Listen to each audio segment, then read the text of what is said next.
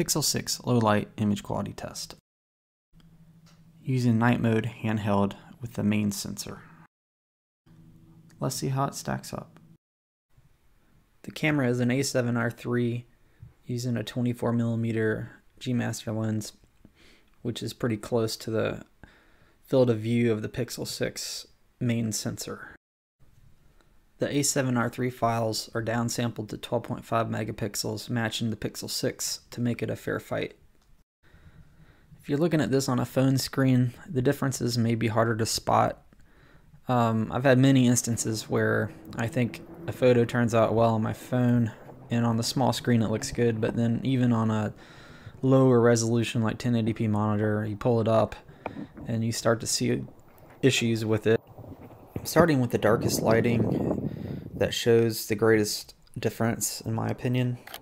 It's a house that is barely lit with the front porch light on and some street lights, but is pretty dark. This image also takes the longest for the phone to record. It's pretty easy to see when zooming in a little that the camera keeps way more detail in the image, even when the resolution is downsampled to match that of the Pixel 6. This next image is more of a middle distance focus with some background separation on a few flowers.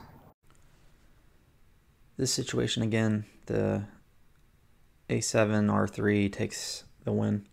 Some more detail in the petals and just in general. Though there is more background blur, which can be positive or negative. This last one is an interesting use case.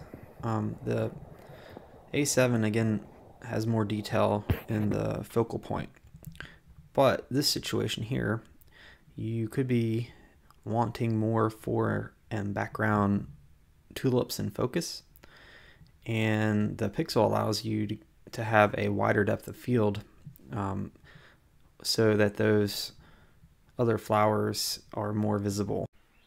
Now, I expected this outcome, but was curious how close it would be, being that with the computational photography, Pixel could make up some ground even for its smaller sensor size. And it did quite well.